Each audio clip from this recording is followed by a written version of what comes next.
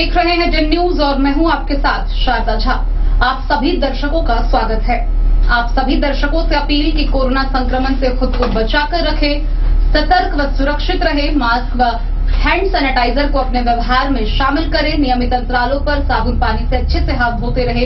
राज्य सरकार व जिला प्रशासन द्वारा जारी सभी कोविड गाइडलाइन का पूरी तरह पालन करें, खुद भी सुरक्षित रहें, दूसरों को भी जागरूक करें। बुलेटिन की शुरुआत से पहले नजर डालते हैं आज की हेडलाइंस पर। राज्य में कोविड स्थिति की समीक्षा के बाद फिर से लॉकडाउन हुआ विस्तारित। मुख्यमंत्री ने 1 जून तक संपूर्ण लॉकडाउन की घोषणा।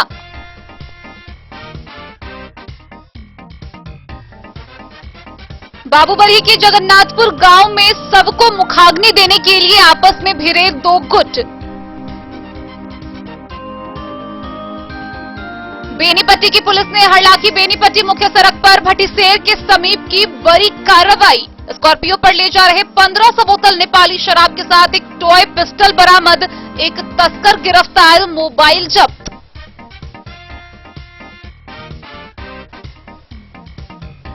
फुलपरास थाना के गेहुमा बैरिया गांव में जमीनी विवाद को लेकर 2 गुटों में हुई हिंसक झड़प। एक व्यक्ति गंभीर रूप से घायल, मामले को लेकर प्राथमिकी दर्ज।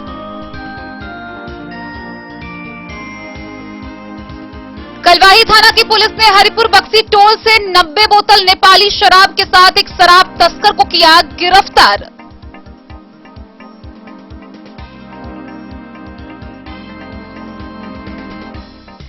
आपातकालीन सेवा में तैनात डॉक्टर मोहम्मद हैदर अली के साथ मारपीट व अभद्र व्यवहार। बिस्फी थाने में प्राथमिकी दर्ज।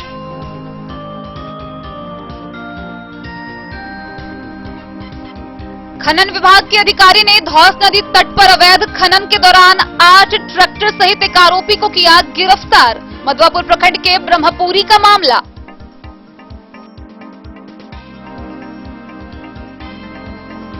रेखा विद्यापति टावर के समीप सड़क दुर्घटना में ई रिक्शा का चालक गंभीर रूप से घायल।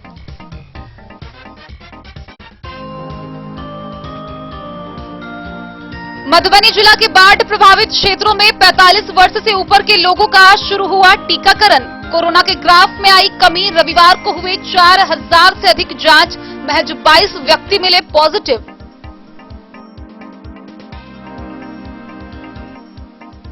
ग्रामीण इलाकों में तेजी से फैल रहा कोरोना का संक्रमण। एमएसयू के जिला प्रधान सचिव प्रवीण कुमार झा ने सरकार से सुविधाओं की मांग।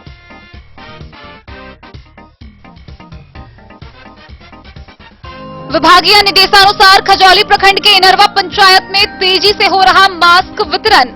16,000 मास्क वितरण को लेकर मिला आवंटन।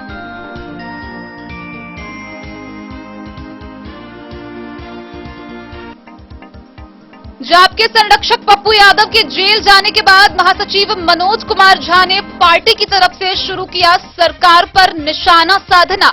एम्बुलेंस और मोबाइल एम्बुलेंस का डाटा सार्वजनिक करे सरकार।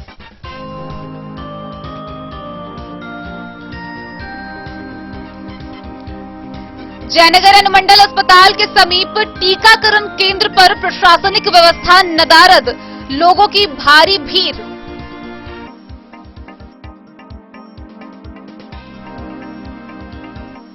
जयनगर कैट के अध्यक्ष प्रीतम बरौलिया ने वीडियो कॉन्फ्रेंसिंग के माध्यम से उप मुख्यमंत्री तारकेश्वर प्रसाद के साथ की बात। शर्तों पर व्यवसायियों के दुकान खोलने की गुहार।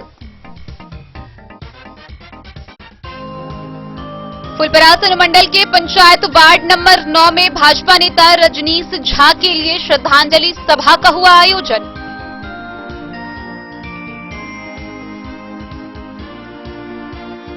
कोरोना महामारी में भी अपनी जान की परवाह किए बगैर लोगों तक अखबार पहुंचा रहे जयनगर निवासी 65 वर्षीय मोहम्मद मोती पिछले 10 सालों से कर रहे अखबार वितरण का कार्य।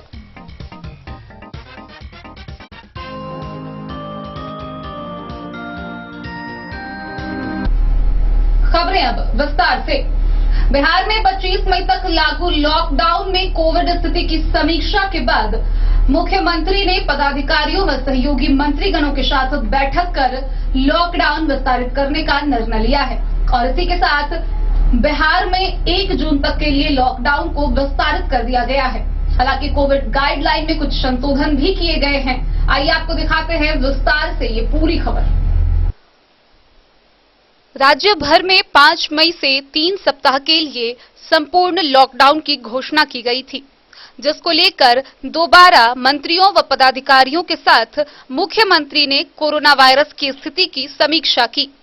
इस समीक्षा के बाद उन्होंने कहा कि लॉकडाउन का अच्छा प्रभाव पड़ा है और लॉकडाउन के कारण कोरोना संक्रमण में कमी दिख रही है। इसी को आगे करते हुए मुख्यमंत्री ने 25 मई के आगे 1 सप्ताह के लिए यानी कि 1 जून 2021 तक लॉकडाउन जारी रखने का निर्देश घोषित किया है। इसके तहत आगामी 1 जून तक लॉकडाउन को विस्तारित किया गया है। आगामी 1 जून तक लॉकडाउन विस्तारित होने के साथ ही कोविड गाइडलाइन में कुछ आंशिक संशोधन भी किए गए हैं। नए ऑर्डर के अनुसार राज्य सरकार के सभी कार्यालय बंद रहेंगे। आवश्यक सेवा जैसे जिला प्रशासन, पुलिस, सिविल डिफेंस, विद्युत आपूर्ति, जलापूर्ति, स्वच्छता, फायर ब्रिगेड, स्वास्थ्य, पशु स्वास्थ्य, आपदा प्रबंधन, दूर संचार, डाक विभाग से संबंधित कार्यालय, कोषागार व उनसे संबंधित वित्त विभाग के कार्यालय, खाद्यान्न की अधिप्राप्ति से संबंधित कार्यालय, पर्यावरण, वन एवं जलवायु परिवर्तन विभाग की अत्यावश्यक गतिविधियों से संबंधित कार्यालय यथावत कार्य करेंगे। वहीं अपर मुख्य सचिव, प्रधान सचिव, सचिव या विभागाध्यक्ष के द्वारा विभाग के अत्यावश्यक कार्यों के लिए न्यूनतम कर्मियों के साथ कार्यालय खोला जा सकता है। वहीं न्यायिक प्रशासन के संबंध में उच्च न्यायालय का निर्णय प्रभावी होगा। वहीं दुकानें व वाणिज्यिक व अन्य निजी प्रतिष्ठान पूरी तरह बंद रहेंगे। हालांकि बैंकिंग, बीमा, एटीएम संचालन से संबंधित प्रतिष्ठान, गैर बैंकिंग वित्तीय कंपनियों के कार्यालय और उनकी गतिविधियां, औद्योगिक व विनिर्माण कार्य से संबंधित प्रतिष्ठान, सभी प्रकार के कंस्ट्रक्शन वर्क्स, ई कॉमर्स से जुड़ी सारी गतिविधियां, कुरियर सेवा, कृषि और कृषि से जुड़े कार्य, प्रिंट और electronic media, telecommunication, internet सेवा, ब्रॉडकास्टिंग व केबल सेवा से संबंधित गतिविधियां, पेट्रोल पंप, एलपीजी, पेट्रोलियम से संबंधित खुदरा व भंडारण प्रतिष्ठान, आवश्यक खाद्य सामग्री जैसे फल व सब्जी, मांस, मछली, दूध, पीडीएस की दुकान शहरी क्षेत्र में 6 बजे से 10 बजे तक तथा ग्रामीण क्षेत्र में 8 बजे से 12 बजे मध्याह्न तक खुलेगी। फल और सब्जी की दुकानों को जिला पदाधिकारी स्कैटर करेंगे, जिससे एक ही स्थान पर दुकान ना रहे और भीड़ ना हो। कोल्ड स्टोरेज और वेयर हाउसिंग की सेवा, निजी सुरक्षा सेवा, ठेला पर फल व सब्जी की घूम घूम कर बिक्री सहित निर्माण सामग्री तथा निर्माण संबंधी हार्डवेयर की दुकानें सप्ताह में 2 दिन सोमवार व गुरुवार को 6 बजे से 10 बजे पूर्वाह्न तक खुली रह सकती है। वहीं इसके साथ ही उर्वरक, बीज, कीटनाशक और कृषि यंत्रों से संबंधित प्रतिष्ठान या दुकान शहरी क्षेत्र में प्रतिदिन 6 बजे से 10 बजे तक तथा ग्रामीण क्षेत्र में 8 बजे से 12 बजे मध्याह्न तक खुली रह सकती है। लीची, आम फलों की पैकिंग के लिए काठ की पेटियों के निर्माण से संबंधित दुकान और आरा मिलों को विशेष परिस्थितियों में न्यूनतम संख्या में संबंधित जिलाधिकारी द्वारा अनुमति दी जा सकती है। बाकी सभी प्रतिष्ठान वर्क फ्रॉम होम के आधार पर कार्य करेंगे। अस्पताल व अन्य संबंधित स्वास्थ्य प्रतिष्ठान जैसे पशु स्वास्थ्य सहित उनके निर्माण और वितरण इकाई, सरकारी व निजी, दवा दुकान, medical lab, nursing home, ambulance सेवा से संबंधित प्रतिष्ठान यथावत जैसे कार्य कर रहे हैं वैसे ही कार्य करेंगे। सार्वजनिक स्थान व मार्ग पर अनावश्यक आवागमन पैदल भी पूर्णतः प्रतिबंधित रहेगा। सभी प्रकार के परिचालन बंद रहेंगे। हालांकि इनमें से कुछ अपवाद भी है, जैसे पब्लिक ट्रांसपोर्ट में निर्धारित बैठने की क्षमता के मात्र 50% के उपयोग की अनुमति रहेगी। केवल रेल, वायुयान अथवा अन्य लंबी दूरी यात्रा करने वालों तथा अनुमान्य सेवाओं से संबंधित व्यक्तियों को ही सार्वजनिक परिवहन के उपयोग की अनुमति होगी।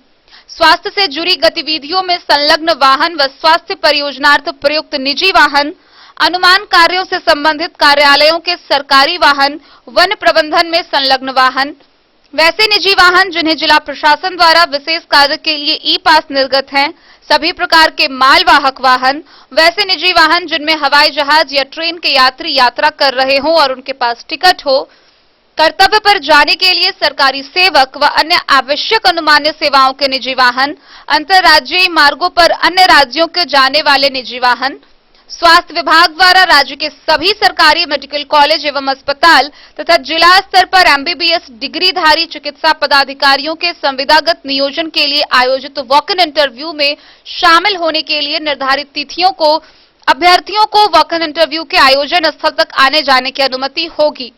आवागमन के क्रम में मांगे जाने पर अभ्यर्थी को शैक्षणिक दस्तावेज की प्रति प्रस्तुत करनी होगी। इन सब को छोड़कर वाहनों के परिचालन संबंधी प्रतिबंधों के उल्लंघन की स्थिति में मोटर वाहन अधिनियम की धारा के अंतर्गत जुर्माना किया जाएगा। इसके लिए परिवहन विभाग द्वारा अलग से दिशा निर्देश जारी किए जाएंगे। सभी स्कूल, कॉलेज, कोचिंग संस्थान, ट्रेनिंग व अन्य शैक्षणिक संस्थान बंद रहेंगे। इस अवधि में राज्य सरकार के विद्यालय व विश्वविद्यालय द्वारा किसी भी तरह की परीक्षाएं नहीं ली जाएंगी। रेस्टोरेंट एवं खाने की दुकानें बंद रहेगी। इनका संचालन केवल होम डिलीवरी के लिए सुबह 9 बजे से रात 9 बजे तक अनुमान्य होगा। राष्ट्रीय राजमार्गों पर स्थित ढाबे टेक होम के आधार पर कार्यरत रह सकते हैं। होटल का संचालन अतिथि के लिए इन रूम डाइनिंग के साथ अनुमान्य होगा। सभी धार्मिक स्थल आम जनों के लिए बंद रहेंगे। सभी प्रकार के सामाजिक, राजनीतिक, मनोरंजन, खेलकूद, शैक्षणिक, सांस्कृतिक व धार्मिक आयोजन समारोह पूरी तरह प्रतिबंधित होंगे। सभी cinema hall, shopping mall, club, swimming pool, stadium, gym, park व उद्यान पूरी तरह बंद रहेंगे। सार्वजनिक स्थलों पर किसी भी प्रकार के आयोजन, सरकारी व निजी, हर एक पर रोक रहेगी। विवाह समारोह में अधिकतम 20 व्यक्तियों की उपस्थिति के साथ ही आयोजित किए जा सकेंगे, किंतु इनमें डीजे व बारात जुलूस की इजाजत नहीं होगी। विवाह की पूर्व सूचना स्थानीय थाने को कम से कम 3 दिन पूर्व देनी होगी। अंतिम संस्कार या श्राद्ध कार्यक्रम के लिए 20 व्यक्तियों की अधिसीमा होगी। जिला पदाधिकारी स्थानीय परिस्थितियों की समीक्षा कर प्रतिबंधों के अतिरिक्त अधिक सख्त प्रतिबंध लगा सकेंगे, किंतु किसी भी परिस्थिति में प्रतिबंधों को शिथिल नहीं किया जा सकेगा। वहीं इसके अतिरिक्त जिला प्रशासन के द्वारा अन्य कार्रवाई की जाएगी, जैसे सभी जिलाधिकारी अपने अपने जिला के चिन्हित स्थानों पर सामुदायिक किचन का स्थापना करेंगे। सरकार द्वारा संचालित कोविड अस्पताल, कोविड केयर सेंटर और डेडिकेटेड कोविड हेल्थ सेंटर पर मरीजों की देखरेख में लगे अटेंडेंट के खाने के लिए सामुदायिक किचन के माध्यम से जिला प्रशासन द्वारा व्यवस्था की जाएगी।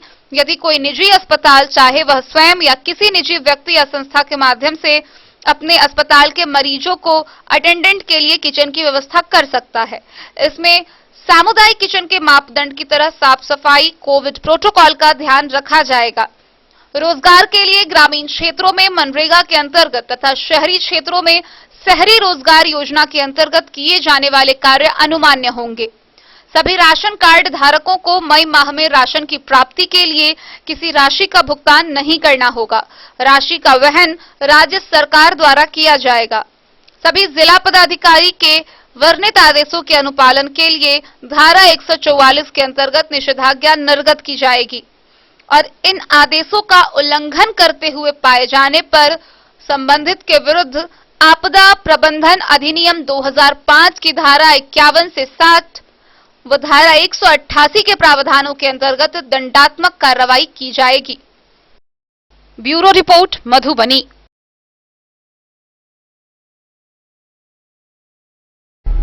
बाबूगढ़ी थाना क्षेत्र के जगन्नाथपुर गांव से एक अजीबोगरीब मामला सामने आया है, जहां सबको मुखाग्नि देने के लिए 2 गुटों में झड़प हो गई। गौरतलब है कि जगन्नाथपुर निवासी भोला महतो का देहांत हो गया। उन्हें एक भी पुत्र नहीं था। उनकी 5 पुत्रियां हैं, जिनमें एक पुत्रियां उनके घर पे सेवा सत्कार में रहती है।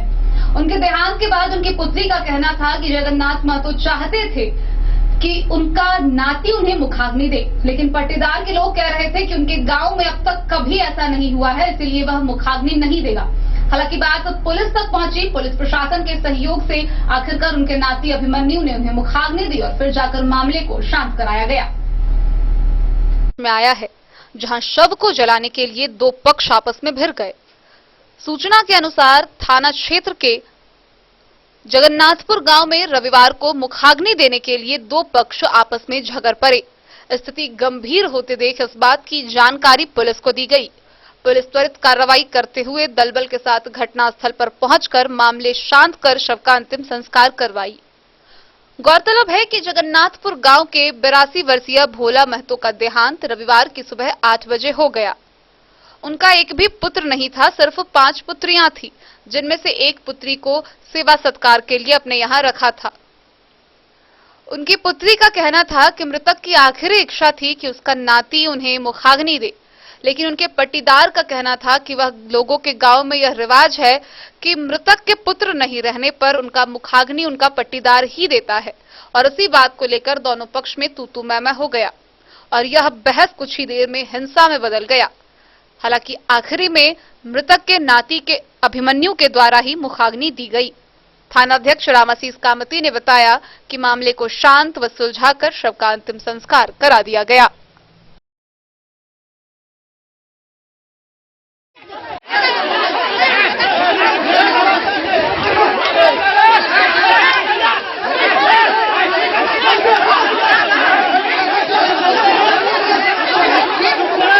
बाबूबरी से ललित नारायण सिंह की रिपोर्ट।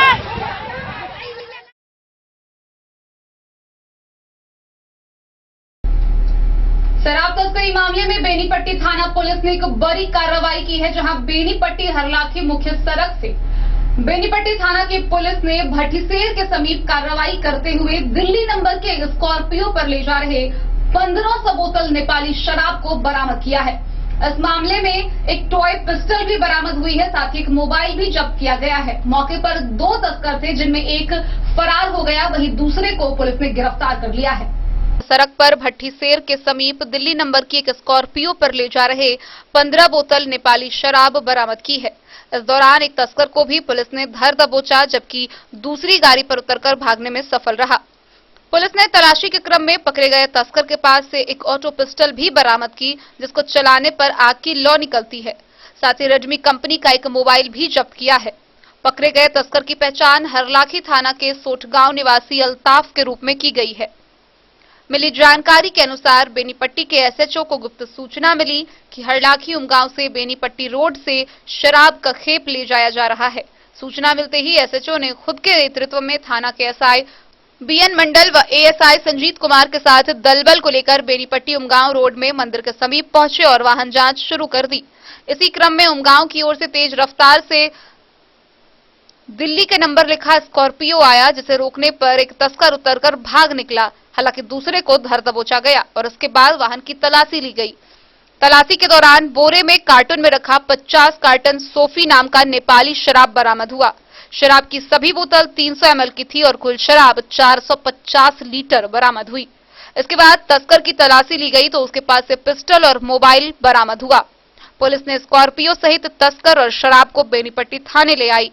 इस बाबत पूछे जाने पर बेनीपट्टी के एसएचओ रविंद्र प्रसाद ने बताया कि पकड़े गए तस्कर के खिलाफ मद्य उत्पाद निषेध अधिनियम के तहत प्राथमिकी दर्ज कर आरोपी को न्यायिक हिरासत में भेजा जा रहा है और जब्त मोबाइल के आधार पर मामले की जांच पड़ताल की जा रही है।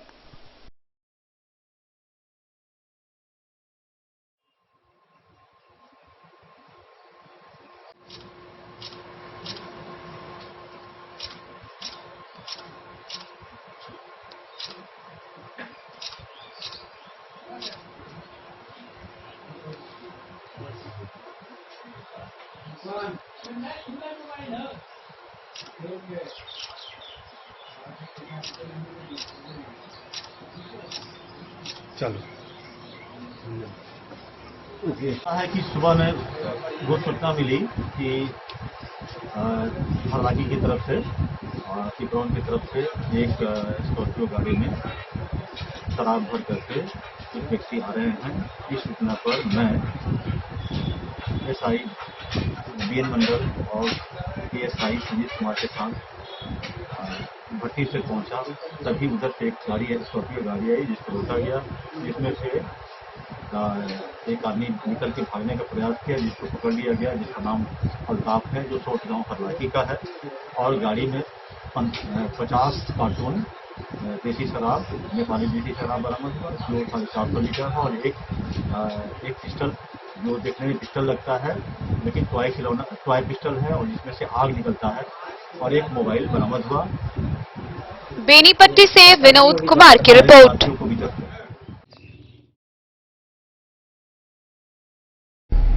फुलपरास थाना क्षेत्र के गेहुमा बैरिया गांव में जमीनी विवाद को लेकर दो पक्षों में हिंसक झड़प हो गई। इसमें एक व्यक्ति गंभीर रूप से घायल हो गया, जिसे बेहतर इलाज के लिए डीएमसीएच रेफर किया गया है। वहीं इस मामले में स्थानीय थाना में प्राथमिकी भी दर्ज कराई गई है। को लेकर हिंसक झड़प हुई और इस झड़प के मारपीट में एक युवक गंभीर रूप से जख्मी हो गया। जख्मी आशुतोष कुमार झा ने थाना में दिए लिखित बयान में बताया है कि शुक्रवार को गांव के ही बेचन झा सहित 6 लोगों ने मिलकर जमीनी विवाद के कारण गाली गलौज करते हुए जान से मारने की नीयत से मारपीट करनी शुरू की। पहले लोगों को आवाज देकर बुलाने की कोशिश की, हालांकि उसकी हालत नाजुक हो गई और वह जख्मी होकर बेहोश हो गया। इलाज के लिए परिजनों ने अस्पताल में भर्ती कराया, जहां से चिकित्सक ने बेहतर इलाज के लिए दरभंगा रेफर कर दिया है। यह मामला फुलपरास थाना क्षेत्र में दर्ज कर ली गई है, जिसकी जानकारी थानाध्यक्ष प्रशिक्षु डीएसपी आलोक कुमार ने दिया। डेन न्यूज के लिए फुलपरास से रुपेश कुमार की रिपोर्ट।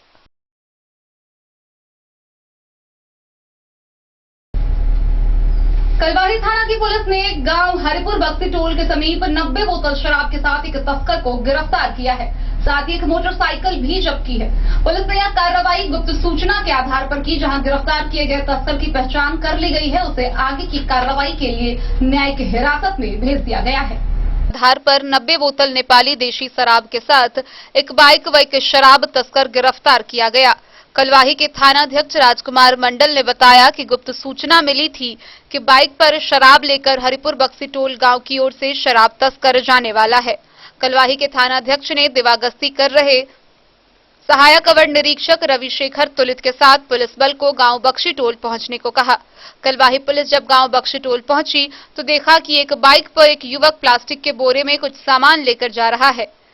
सहायक अवर निरीक्षक रविशेखर व पुलिस बल ने बाइक रोकने का इशारा किया तो बाइक चालक पुलिस गश्ती की गाड़ी को देखकर भागने लगा। कलवाही पुलिस बल के साथ सहायक अवर निरीक्षक रविशेखर पुलिस ने शराब तस्कर को खदेड़ कर पकड़ लिया। पूछताछ के क्रम में उसने अपना नाम ललित राम, गांव शुभंकरपुर, थाना कलवाही निवासी बताया। शराब तस्कर को गिरफ्तार कर कलवाही पुलिस के सिपाही अखिलेश कुमार, बहादुर प्रसाद समेत अन्य पुलिस बल उसे थाना लेकर आई। उसके बाद कलवाही थाना से शराब तस्कर को मधुबनी न्यायालय भेज दिया गया। कलवाही से सरमोद लाल दास की रिपोर्ट।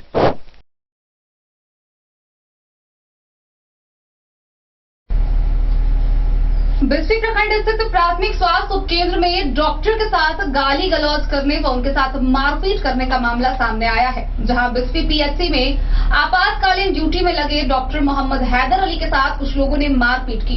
हालांकि इस घटना के बाद स्थानीय थाना में प्राथमिकी दर्ज कराई गई है। करने तथा मारपीट पर उतारू होने को लेकर बिस्फी थाने में प्राथमिकी दर्ज की गई है।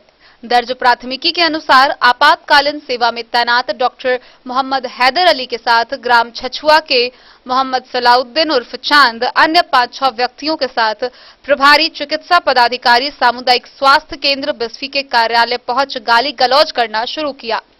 डॉक्टर हैदर अली के द्वारा उस आशय के साथ थानाध्यक्ष को दिए गए आवेदन में कहा गया है कि उस समय वह आपातकालीन ड्यूटी में थे।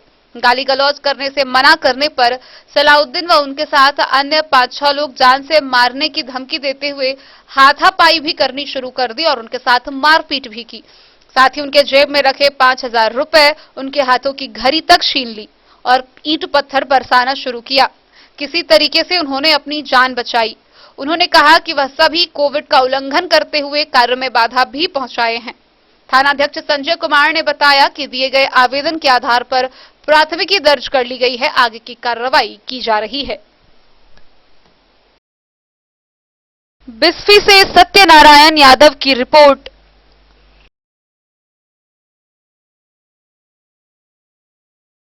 खबरों का सिलसिला जारी रहेगा। जल्द ही लौटेंगे एक ब्रेक के बाद। आप बने रहिए हमारे साथ। विवेकानंद मिशन विद्यापीठ शिक्षा के क्षेत्र में एक नया आयाम अब छोटे बच्चों के लिए भी आधुनिक सुविधाओं के साथ उपलब्ध। विवेकानंद मिशन विद्यापीठ जूनियर, जहां क्लास प्री नर्सरी से 5th स्टैंडर्ड तक के बच्चों का एडमिशन प्रारंभ है। अगर आप भी चाहते हैं अपने बच्चों का शिक्षा के क्षेत्र में बेहतर विकास, तो विवेकानंद मिशन विद्यापीठ जूनियर है आपके लिए तैयार। 2.5 से 10 वर्षों के बच्चों के लिए आपको मिलेगा आधुनिक सुविधाओं के साथ एक बेहतर शिक्षा का माहौल। सीबीएसई बेस्ड करिकुलम सिलेबस के साथ साथ स्टूडेंट्स होंगे art and craft, game and sports और कल्चरल एक्टिविटीज में अव्वल। इंग्लिश मीडियम के माहौल के बीच स्टूडेंट्स बनेंगे स्मार्ट, जहां किताबी ज्ञान के साथ साथ हर क्षेत्र में स्टूडेंट्स होंगे अवेयर। हॉबीज और इंटरेस्ट को मिलेगी प्राथमिकता। तो आइए और अपने बच्चों के बेहतर भविष्य के लिए आज ही नामांकन करवाइए। Vivekananda mission Vidyapeeth junior. हमारा पता है तिरहुत कॉलोनी, नगर परिषद, main road, ward number 21, Madhubani. इन साड़ियों एवं रेडीमेड कपड़ों का अनूठा संगम, बॉम्बे फैशन। शादी हो या कोई त्योहार, हर तरह के खास आयोजन में आपको पसंद आएंगी यहाँ के डिजाइनर, कामदार एवं बेहतरीन साड़ियाँ। यानी अगर आप चाहते हैं सभी प्रकार की कामदार, फैंसी, बनारसी, प्योर सिल्क, सूती साड़ियाँ, सलवार सूट और लहंगा चुन्नी, तो सोचने की जरूरत नहीं, आए बॉम्बे फैशन। हम रखते हैं आपकी पसंद का ख्याल। शर्टिंग, सूटिंग एवं ब्रांडेड रेडीमेड कपड़े भी मिलेंगे आपको उचित मूल्य पर। यही नहीं, बच्चों के कपड़े बाजार से कम कीमत पर यानी होलसेल रेट पर प्राप्त करें। पता याद रखें, बॉम्बे फैशन, महिला कॉलेज रोड, मधु। होटल गोकुल राज।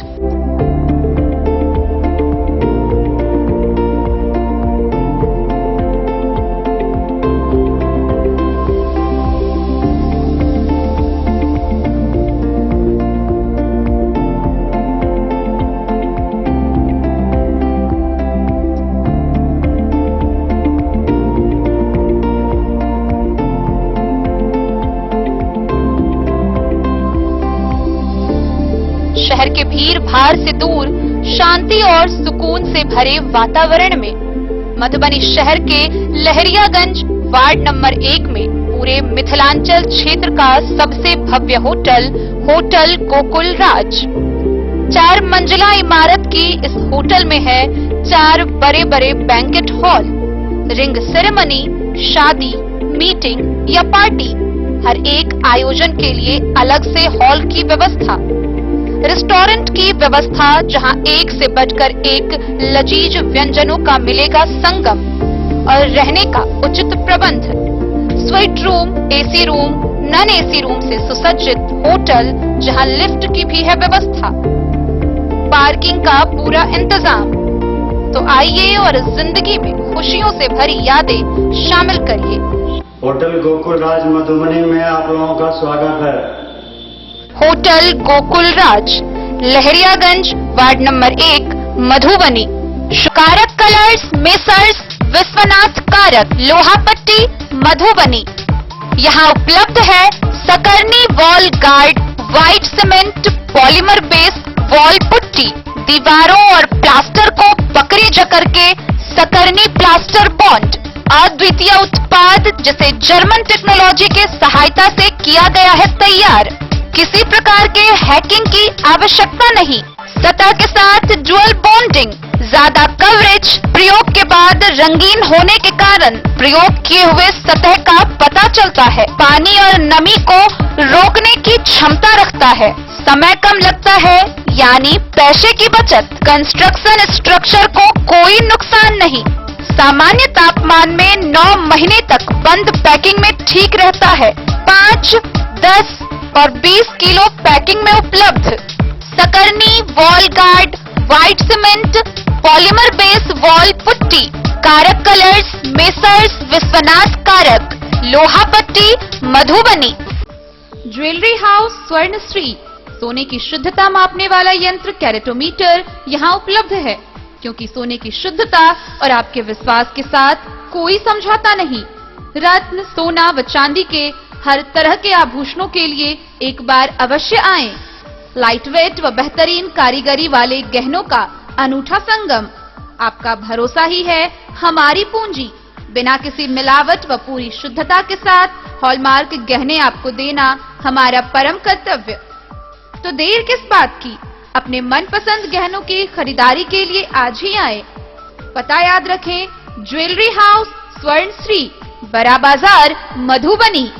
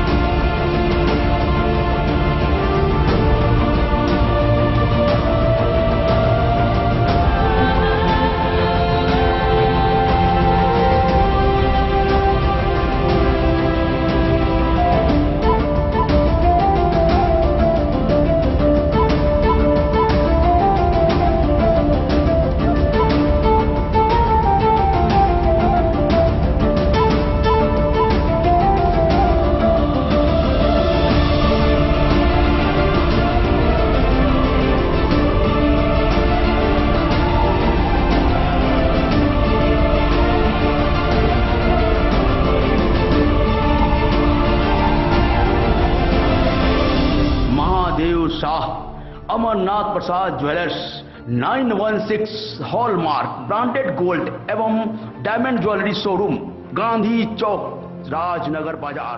एक मधवापुर प्रखंड से अवैध खनन को लेकर एक बड़ी कार्रवाई सामने आई है, जहां खनन विभाग के अधिकारियों ने धौंस नदी के तटबंध से अवैध खनन कर रहे 8 ट्रैक्टर को जब्त किया है। साथ ही एक चालक को भी गिरफ्तार किया है।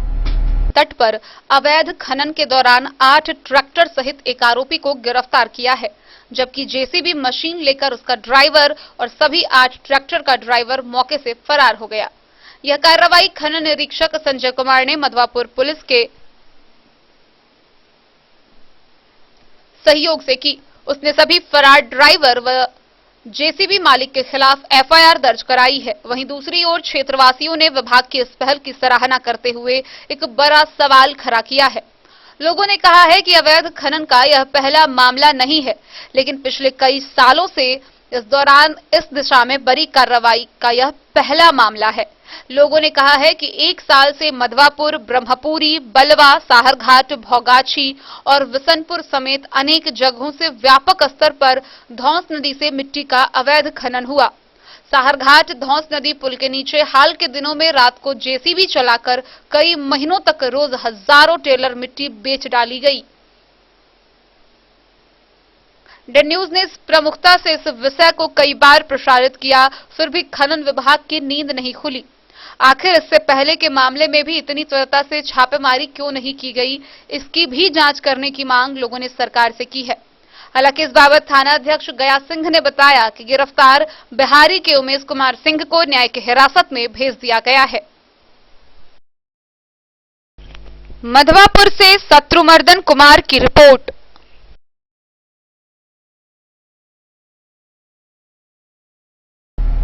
रेखा प्रखंड स्थित विद्यापति टावर के समीप एक तेज रफ्तार से आ रही अनियंत्रित गाड़ी ने एक ई रिक्शा वाहन में ठोकर मार दी। इस सड़क दुर्घटना में ई रिक्शा भी क्षतिग्रस्त हो गया, साथ ही ई रिक्शा का चालक भी बुरी तरह घायल हो गया। में तेज रफ्तार की वाहन ने टक्कर मारते हुए खड़े ई रिक्शा में ठोकर मार दिया। इस घटना में ई रिक्शा के चालक व यात्री गंभीर रूप से घायल हो गए। जख्मी यात्री को लोगों ने अस्पताल में भर्ती कराया। थाना प्रभारी ने बताया कि जख्मी यात्री की हालत में सुधार हुआ है। टक्कर इतनी जोरदार थी कि जख्मी यात्री के खून के छींटे टावर के दीवार पर पड़ा था। दूसरी घटना सतलज का पिट्ठो चौक हनुमान मंदिर के समीप हुई, जहां बाइक चालक को बचाने के क्रम में बेनीपट्टी की ओर से आ रही सुधा डेयरी की खाली वैन सड़क किनारे पलट गई। इस घटना में चालक को चोट आई, लेकिन वह गंभीर चोट नहीं लगी। पुलिस ने दोनों सड़क घटना के वाहन को जब्त कर लिया है। मधुबनी से फिरोज आलम की रिपोर्ट।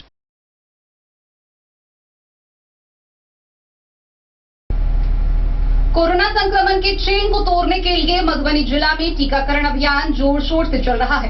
अब तक 3,83,000 से अधिक लोगों का टीकाकरण किया जा चुका है। गौरतलब है कि आगामी महीने में बाढ़ आने की संभावना है, जिसके बाद मधुबनी जिले के कई ऐसे इलाके हैं जहां टीकाकरण संभव नहीं होगा। वहीं इसकी तैयारी करते हुए जिला प्रशासन ने बाढ़ प्रभावित क्षेत्रों में अभी से टीकाकरण अभियान शुरू कर दिया है। वहीं लॉकडाउन की स्थिति को देखते हुए कोरोना का संक्रमण भी काफी नीचे पहुंचा है। रविवार को कुल 4,000 हुए जांच में मात्र 22 व्यक्ति पॉजिटिव पाए गए हैं। जिले में जोर शोर से टीकाकरण अभियान चलाया जा रहा है। 18 वर्ष से ऊपर के सभी लोगों का टीकाकरण किया जा रहा है। अब तक जिले में 3,84,000 लोगों का टीकाकरण किया जा चुका है। जिला प्रतिरक्षण पदाधिकारी डॉक्टर एस.के. विश्वकर्मा ने बताया कि जून जुलाई महीने में बरसात शुरू हो जाती है। जिले के कई प्रखंड बाढ़ की चपेट में आ जाते हैं। ऐसे में उन जगहों पर कोरोना टीकाकरण अभियान मुश्किल हो सकता है। विभाग के द्वारा सोमवार से बाढ़ग्रस्त प्रखंडों में चिन्हित जगहों पर टीकाकरण शुरू कर दिया गया है, ताकि इन क्षेत्रों में अधिक से अधिक लोगों का टीकाकरण किया जा सके, जिससे आने वाले समय में इन क्षेत्रों में टीकाकरण करने में परेशानी न हो। सोमवार को युवाओं के टीकाकरण के लिए 1,300 वॉयल तथा 45 वर्ष से ऊपर के लिए 400 वॉयल से टीकाकरण किया गया। वहीं जिले में सरकार द्वारा लगाए गए लॉकडाउन का असर भी दिखने लगा है। बीते रविवार को 4,000 से अधिक लोगों की जांच की गई, जिसमें पॉजिटिव मरीजों की संख्या मात्र 22 रही। जिले में 1 अप्रैल से 22 मई तक 1,22,129 लोगों की कोरोना संक्रमण जांच की गई, जिसमें एंटीजन किट से 86,659, संक्रमित की संख्या 7.85%, ट्रूनेट से 3,297 लोगों की जांच की गई, जिसमें संक्रमित की संख्या 18% रही। वहीं आरटीपीसीआर से 32,173 लोगों की जांच की गई, जिसमें संक्रमित की संख्या मात्र 6% रही। 1 अप्रैल से 22 मई तक जिले में चलाए गए कोरोना संक्रमण जांच अभियान में रहिका प्रखंड में 13.4%, फुलपरास प्रखंड में 4.6%, कलवाही प्रखंड में 5%, बेनीपट्टी प्रखंड में 5.6%, झंझारपुर प्रखंड में 4.7%, मधेपुर प्रखंड में 3.7%, राजनगर प्रखंड में 5.6%, कलवाही प्रखंड में 3.2%, लखनौर प्रखंड में 5.7%, विश्व प्रखंड में 3.8%, हरलाखी प्रखंड में 4.8%, घुघरडीहा में 4.5%, कलवाही प्रखंड में 2.9%, लौकहा व खुटौना में 4.6%, बाबूबरही प्रखंड में 4.5%, लदनिया में 2.7%, पंडौल में 5.3%, अंद्राठारी में 5.2%, मधवापुर में 4%, जयनगर में 3.4%, बासोपट्टी में 2.8% लोगों की जांच की गई है। जिला प्रतिरक्षण पदाधिकारी डॉक्टर एस.के. विश्वकर्मा ने बताया कि सोमवार को जिले में 22 सत्र स्थलों पर टीकाकरण किया गया।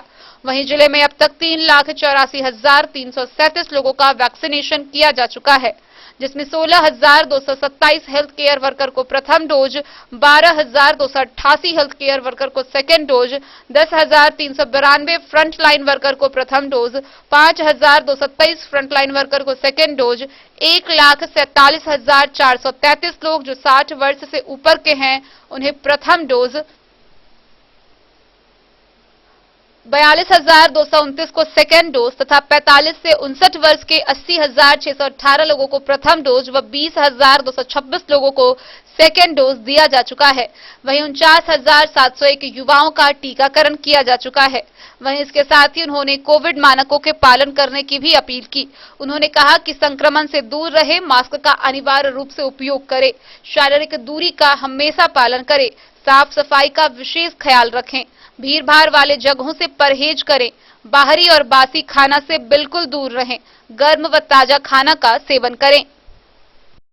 मधुबनी से फिरोज आलम की रिपोर्ट।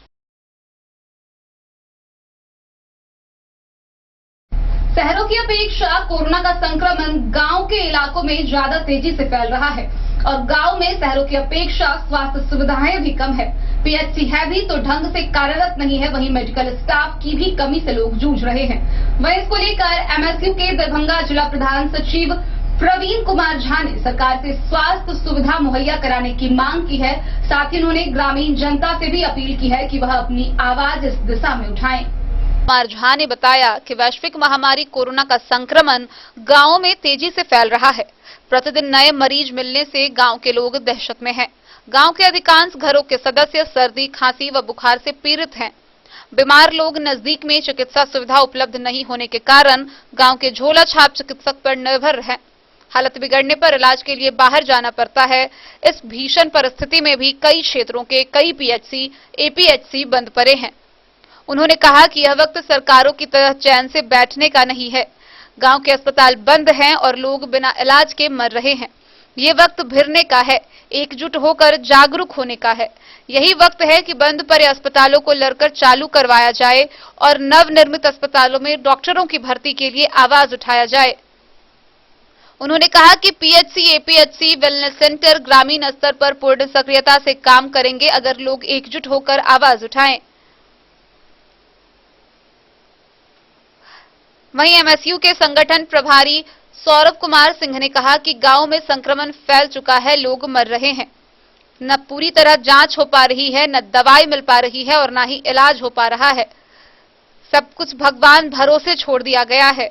वहीं झूठे आंकड़े भी बताए जा रहे हैं, लेकिन आसपास और जान पहचान में महसूस की गई है कि यह बीमारी किस हद तक फैली हुई है। लोग कोरोना की मार झेल रहे हैं, इसीलिए ग्रामीण उपचार के लिए झोला छाप डॉक्टर की शरण में जाने को मजबूर है। उन्होंने कहा कि उप स्वास्थ्य केंद्र पर चिकित्सा सुविधा का लाभ नहीं मिलने से ग्रामीण परेशान है। समय पर उपचार नहीं हो पाने के कारण गंभीर मरीज अस्पताल पहुंचने से पहले दम तोड़ देते हैं। ऐसा कई जगहों पर अब तक हो चुका है। गरीब व असहाय परिवार सरकारी अस्पतालों में इलाज कराने पर मजबूर है, लेकिन इन पर कोई ध्यान नहीं दिया जा रहा है। Bureau report, Madhubani.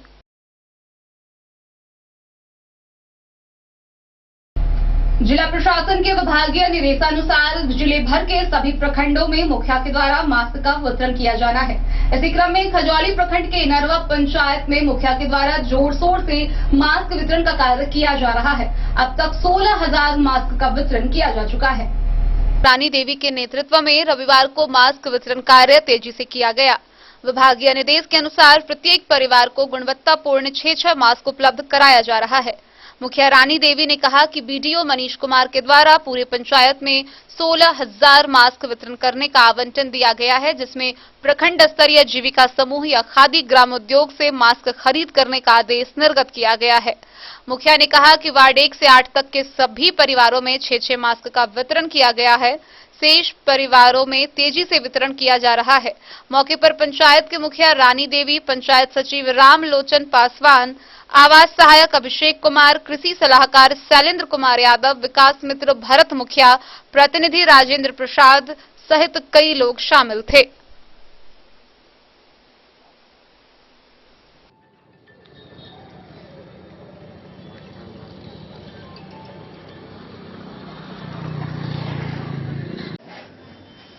और हमारे विकास मित्र, इंदिरा आवास सहायक, कृषि सलाहकार, सरपंच के सचिव एवं पंचायत सचिव सारे लगे हुए हैं और 1 नंबर वार्ड से 8 नंबर वार्ड तक वितरण मास हो चुका है और 5 वार्ड और बाकी है जो 1-2 रोज में सोम मंगलवार तक वितरण हो जाएगा। और मैं सारे इनरवा पंचायत के मतदाताओं से, आमजन से कहना चाहते हैं कि जब तक कोरोना का लहर है अपने घर में रहे, सुरक्षित रहे, मास्क का प्रयोग करें और प्रत्येक परिवार में 6 मास्क का वितरण किया गया है। सरकार इसीलिए वितरण किया है कि आप लोग सुरक्षित रहे, मास्क लगाकर घर में रहें।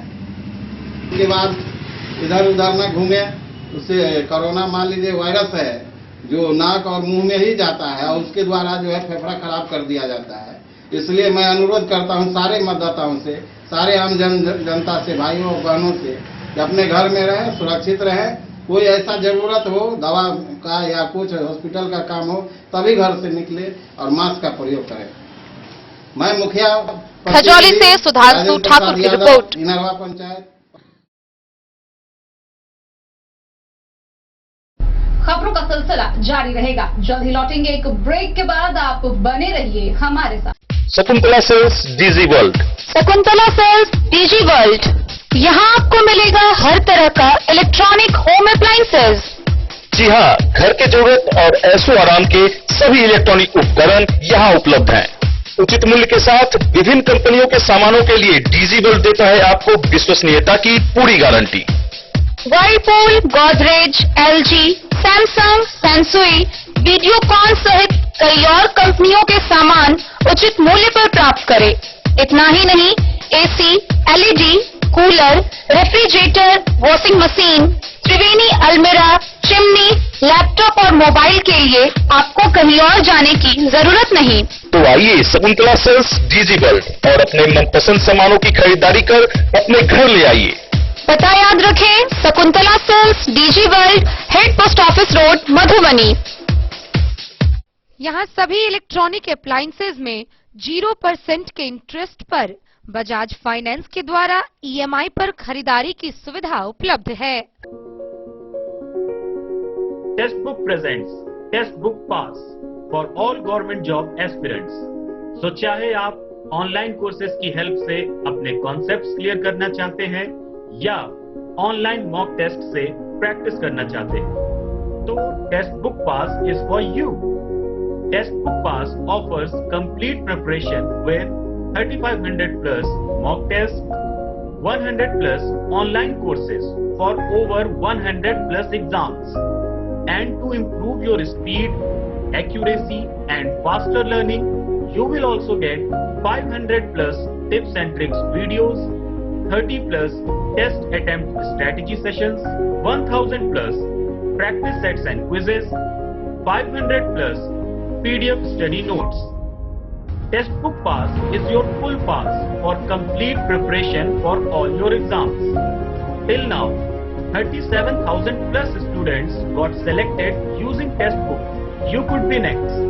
So to achieve your goal, kickstart your complete preparation with test book pass. Break के बाद एक बार फिर आप सभी दर्शकों का स्वागत है। आगे बढ़ने से पहले नजरें एक बार हेडलाइंस पर। राज्य में कोविड स्थिति की समीक्षा के बाद फिर से लॉकडाउन हुआ विस्तारित। मुख्यमंत्री ने 1 जून तक संपूर्ण लॉकडाउन की घोषणा।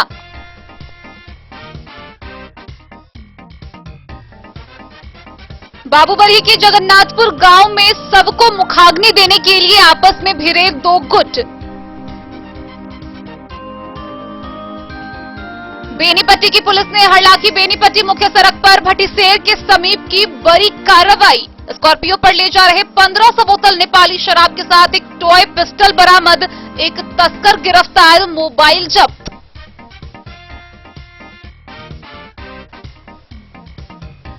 फुलपरास थाना के गेहुमा बैरिया गांव में जमीनी विवाद को लेकर 2 गुटों में हुई हिंसक झड़प। एक व्यक्ति गंभीर रूप से घायल, मामले को लेकर प्राथमिकी दर्ज।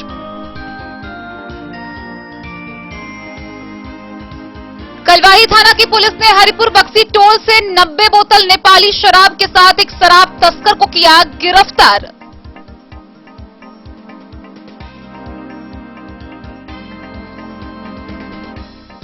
आपातकालीन सेवा में तैनात डॉक्टर मोहम्मद हैदर अली के साथ मारपीट व अभद्र व्यवहार। बिस्फी थाने में प्राथमिकी दर्ज।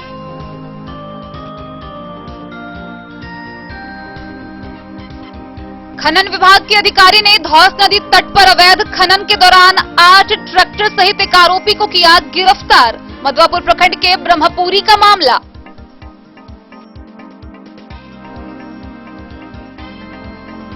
रेखा विद्यापति टावर के समीप सड़क दुर्घटना में ई रिक्शा का चालक गंभीर रूप से घायल।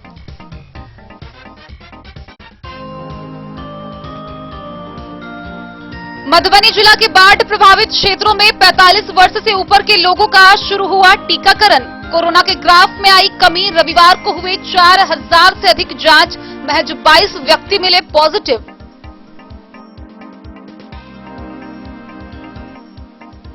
ग्रामीण इलाकों में तेजी से फैल रहा कोरोना का संक्रमण। एमएसयू के जिला प्रधान सचिव प्रवीण कुमार झा ने सरकार से सुविधाओं की मांग।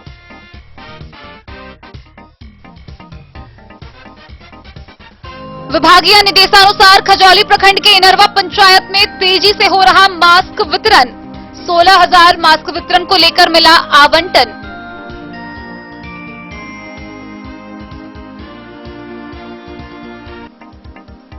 जाप के संरक्षक पप्पू यादव के जेल जाने के बाद महासचिव मनोज कुमार झा ने पार्टी की तरफ से शुरू किया सरकार पर निशाना साधना। एम्बुलेंस और मोबाइल एम्बुलेंस का डाटा सार्वजनिक करे सरकार।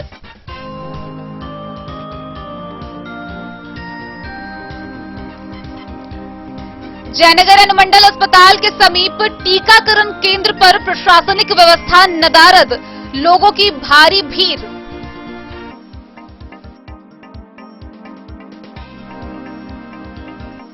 जयनगर कैट के अध्यक्ष प्रीतम बरौलिया ने वीडियो कॉन्फ्रेंसिंग के माध्यम से उप मुख्यमंत्री तारकेश्वर प्रसाद के साथ की बात।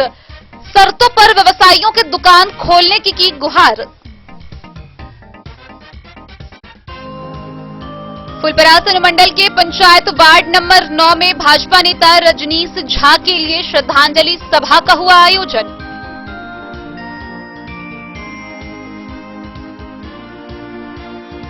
कोरोना महामारी में भी अपनी जान की परवाह किए बगैर लोगों तक अखबार पहुंचा रहे जयनगर निवासी 65 वर्षीय मोहम्मद मोती पिछले 10 सालों से कर रहे अखबार वितरण का कार्य।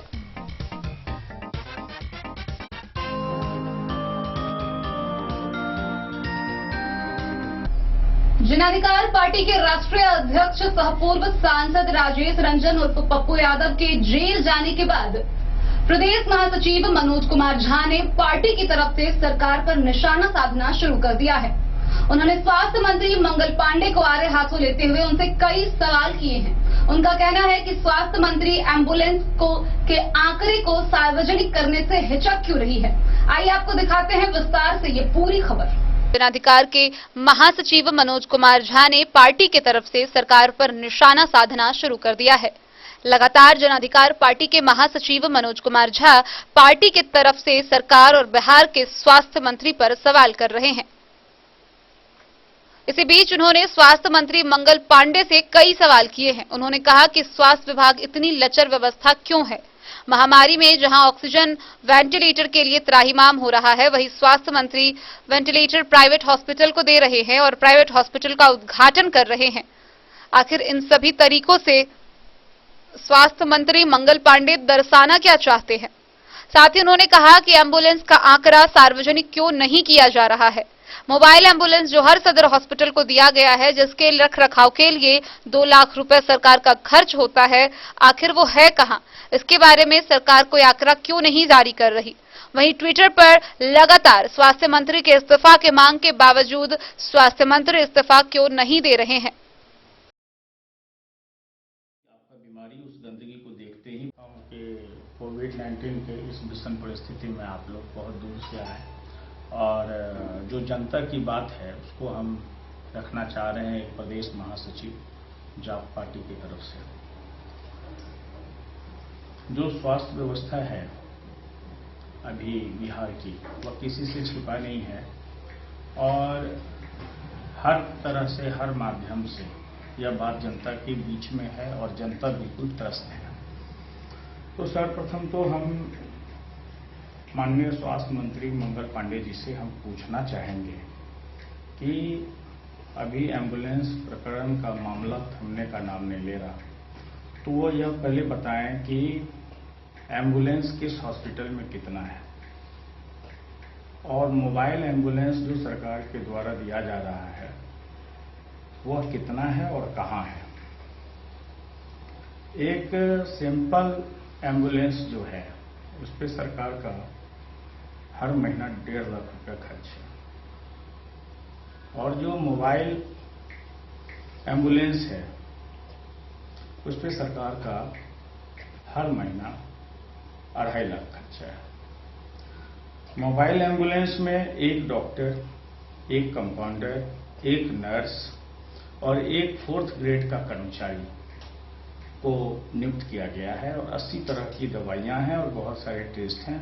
यह सब बिल्कुल फ्री है जनता के लिए। तो मंगल पांडे जी को पहले ये डाटा देना चाहिए कि टोटल मोबाइल एम्बुलेंस कितना है बिहार में और किस किस अस्पताल को कहां कहां मिला है और सिंपल एम्बुलेंस कितना है। अगर आप सिंपल एम्बुलेंस जो है उसको अगर महीने भर छिपा के रखते हैं तो इसमें लाखों का घोटाला है। 5 साल छिपा के रखते हैं तो करोड़ों का घोटाला है। तो मंगल पांडे जी सर्वप्रथम इस बात को क्लियर करें। इसके बाद मैं मंगल पांडे जी से पूछना चाहूंगा, जब वह स्वास्थ्य मंत्री हैं तो प्राइवेट हॉस्पिटल्स का उद्घाटन कैसे कर रहे हैं? और मंगल पांडे जी को यह भी बताना चाहिए कि प्राइवेट हॉस्पिटल में उन्होंने 5 वेंटिलेटर कैसे दिया। यह सब बातें जो है वो पब्लिक के बीच में असंतोष व्याप्त होकर आ रहा है और पब्लिक इनसे इस्तीफा की मांग कर रही है। अगर पब्लिक इनको भारी मत देकर सत्ता में भेजी है तो आज इनको इस्तीफा देने में क्या परेशानी है? पब्लिक इनसे मांग रही है इस्तीफा, इनको इस्तीफा देना चाहिए। क्योंकि नीतीश सरकार को भी जो है इस बारे में सोचना चाहिए, माननीय नीतीश जी का, कि इतनी सारी कोविड-19 के इस विषम परिस्थिति में आप लोग बहुत दूर से आए और जो जनता की बात है उसको हम रखना चाह रहे हैं एक प्रदेश महासचिव जाप पार्टी की तरफ से। जो स्वास्थ्य व्यवस्था है अभी बिहार की और किसी से छिपा नहीं है और हर तरह से हर माध्यम से यह बात जनता के बीच में है और जनता बिल्कुल त्रस्त है। तो सर्वप्रथम तो हम माननीय स्वास्थ्य मंत्री मंगल पांडे जी से हम पूछना चाहेंगे कि अभी एम्बुलेंस प्रकरण का मामला थमने का नाम नहीं ले रहा, तो वो यह पहले बताएं कि एम्बुलेंस किस हॉस्पिटल में कितना है और मोबाइल एम्बुलेंस जो सरकार के द्वारा दिया जा रहा है वह कितना है और कहाँ है। एक सिंपल एम्बुलेंस जो है उस पर सरकार का हर महीना 1.5 लाख रुपया खर्च है और जो मोबाइल एम्बुलेंस है उस पर सरकार का हर महीना 2.5 लाख खर्च है। मोबाइल एम्बुलेंस में एक डॉक्टर, एक कंपाउंडर, एक नर्स और एक 4th ग्रेड का कर्मचारी को नियुक्त किया गया है और 80 तरह की दवाइयां हैं और बहुत सारे टेस्ट हैं। यह सब बिल्कुल फ्री है जनता के लिए। को पहले ये डाटा देना चाहिए कि टोटल मोबाइल एम्बुलेंस कितना है बिहार में और किस किस अस्पताल को कहाँ कहाँ मिला है और सिंपल एम्बुलेंस कितना है। अगर आप सिंपल एम्बुलेंस जो है उसको अगर महीने भर छिपा के रखते हैं तो इसमें लाखों का घोटाला है। 5 तक छिपा के रखते हैं तो करोड़ों का घोटाला है। राजनगर से सुजीत गुप्ता की रिपोर्ट।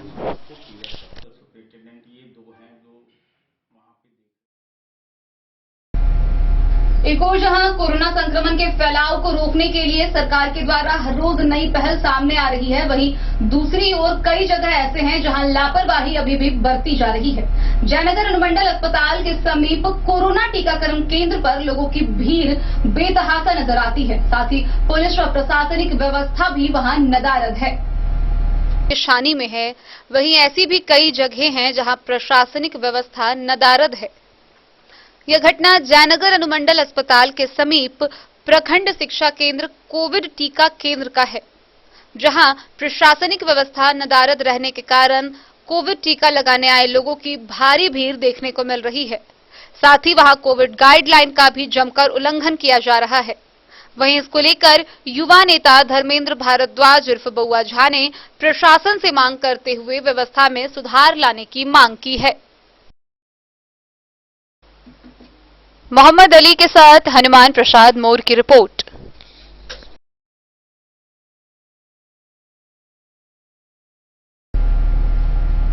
जयनगर के कैट अध्यक्ष प्रीतम बरौलिया ने सभी व्यवसायियों का नेतृत्व करते हुए उप मुख्यमंत्री तारकेश्वर प्रसाद से वीडियो कॉन्फ्रेंसिंग के माध्यम से बात की। इस दौरान उन्होंने कई सुझाव दिए। उनका कहना है कि इस लॉकडाउन में सबसे बुरी हालत व्यवसायियों की ही हो रही है। विभिन्न सख्त शर्तों के साथ व्यवसायियों को दुकान खोलने की अनुमति दी जानी चाहिए। द्वारा व्यवसायियों को राहत पहुंचाने को लेकर confederation of all India traders CAIT के अध्यक्ष प्रीतम बैरोलिया ने वीडियो कॉन्फ्रेंसिंग के माध्यम से बिहार के उप मुख्यमंत्री तारकेश्वर प्रसाद व पशुपालन मंत्री मुकेश सहनी के अलावे अन्य आला अधिकारियों से बात कर लॉकडाउन की अवधि में शर्त के आधार पर व्यवसायियों के लिए दुकान खोलने की गुहार लगाई है। कैट अध्यक्ष ने बताया कि वीडियो कॉन्फ्रेंसिंग के माध्यम से उप मुख्यमंत्री को व्यापारी के हित के लिए कई तरह के उपाय व सुझाव दिए गए।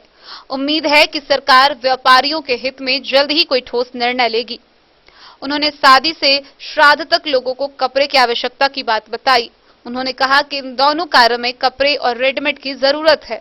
ज्वेलरी का व्यापार मानविक कार्य होता है, जबकि व्यापार में इन्हीं दोनों बिक्री करने वाले व्यवसायियों के द्वारा कोरोना गाइडलाइन का पालन सख्ती से किया जाता है। कैट जयनगर अन्य समान विचारों वाले व्यावसायिक संगठनों से मिलकर छोटे एवं मध्यम वर्ग व्यापारियों की समस्याओं को लेकर राज्य के उप मुख्यमंत्री तारकेश्वर प्रसाद समेत अन्य मंत्रियों से वीडियो कॉन्फ्रेंसिंग के माध्यम से अवगत कराया जाता रहा है। प्रीतम बैरोलिया ने कहा कि बीते वर्ष व इस वित्तीय वर्ष कोरोना महामारी के कारण व्यापारियों को भारी नुकसान उठाना पड़ रहा है, जबकि सरकारी स्तर पर व्यवसायियों को अब तक कोई लाभ मुहैया नहीं कराई गई। उन्होंने सरकार से कोरोना को लेकर जारी लॉकडाउन के दौरान व्यवसायी को सख्त शर्त पर दुकान खोलने की अनुमति मांग की है। निम्न और मध्यम वर्ग के व्यवसायी कोविड की मार झेल चुके हैं। दुकानों में कार्यरत कर्मी, बिजली बिल का बोझ भी व्यवसायियों को कर्ज में डुबा दिया है। होगी वो कपड़ा कहां से आएगा? माननीय मंत्री जी, मैं ये बहुत स्पष्ट रूप से आपको कहना चाहता हूं, क्योंकि दर्द उसी को कहा जाता है जो दर्द को सुनता है। इसके ऊपर भी मैं आपको कहना चाहूंगा, कोई पत्थर की मूरत है, किसी पत्थर में मूरत है। लो हमने देख ली ये दुनिया कितनी खूबसूरत है। जमाना अपनी समझे पर मुझे अपनी खबर ये है, मुझे तेरी जरूरत है, तुझे मेरी जरूरत है। माननीय मंत्री जी, हम इतना आपके संज्ञान में देना चाहेंगे कि व्यापारी किस कष्ट से गुजर रहे हैं। मोहम्मद अली के साथ हनुमान प्रसाद मोर की रिपोर्ट।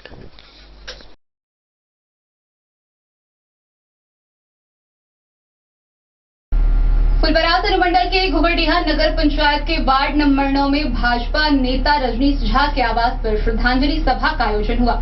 इस दौरान दिवंगत भाजपा नेता रजनीश झा के तैलचित्र पर माल्यार्पण कर सभी ने पुष्प अर्पित किए। 9 स्थित दिवंगत भाजपा नेता रजनीश झा के आवास पर सोमवार को एक श्रद्धांजलि सभा का आयोजन किया गया, जिसमें दिवंगत युवा भाजपा नेता रजनीश झा को श्रद्धांजलि अर्पित की गई। नगर मंडल अध्यक्ष अरुण झा गणेश की अध्यक्षता में आयोजित श्रद्धांजलि सभा में प्रदेश मीडिया प्रभारी राजेश झाराजू, प्रदेश कार्य समिति सदस्य राकेश मिश्रा, प्रदेश अति पिछड़ा मोर्चा के मंत्री बच्चा बाबू कामत, जिला महामंत्री पवन झा, जिला प्रवक्ता मनोज कुमार मनु, फुलपरास मंडल अध्यक्ष कृष्ण सिंह यादव, जिला महामंत्री विजय ठाकुर, नगर किसान मोर्चा के अध्यक्ष गिरजानंद मिश्र, सुरेश झा, बबलू सिंह, फुलपरास के प्रखंड अध्यक्ष रुपेश कुमार चाढ़, विपिन सिंघवेत, टुनटुन झा, राम कुमार झा, जीवच कुमार, युवा मोर्चा के नगर अध्यक्ष मुकेश कुमार आलोक, प्रकाश कुमार ने पुष्प अर्पित कर दिवंगत आत्मा की शांति के लिए 2 मिनट का मौन धारण किया और उनके परिवार से मिलकर सांत्वना दिए। फुलपरास से जलेंद्र कुमार यादव की रिपोर्ट।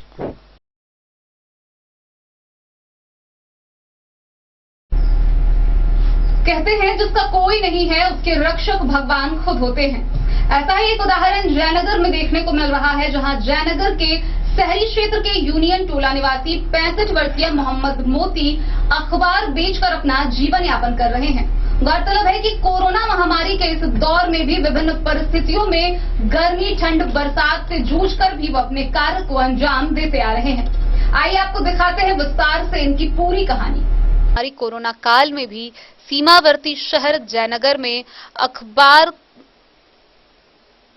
को अपनी जान की परवाह किए बिना ही लोगों तक समाचार पत्र पहुंचाने का काम कर रहे हैं जयनगर शहरी क्षेत्र के वार्ड नंबर 4 यूनियन टोला के 65 वर्षीय मोहम्मद मोती। कोरोना महामारी में ठंडी हो या बरसात या फिर भीषण गर्मी, सभी मौसमों में अपने कार्यों को अंजाम देते हैं।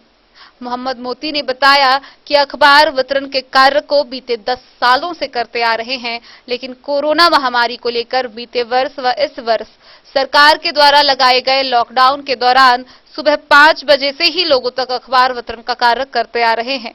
बावजूद कोविड से सुरक्षा का पूरा ख्याल रखते हुए मास्क का इस्तेमाल कर समाचार पत्र वितरण कर रहे हैं। उन्होंने कहा कि वैश्विक महामारी में अब तक किसी स्तर पर किसी तरह की कोई सहायता नहीं मिली, जबकि पहले की तरह समाचार पत्रों की बिक्री में काफी गिरावट आई है। गौरतलब है कि मोहम्मद मोती ने बताया कि पूर्व की तरह अब अखबार बिक्री से घर खर्च चलाना संभव नहीं है, जबकि कोविड को लेकर लॉकडाउन से अखबार की बिक्री नहीं हो पाती है, जिससे परिवार का भरण पोषण में परेशानियों का सामना करना पड़ रहा है। मोहम्मद अली के साथ हनुमान प्रसाद मोर की रिपोर्ट।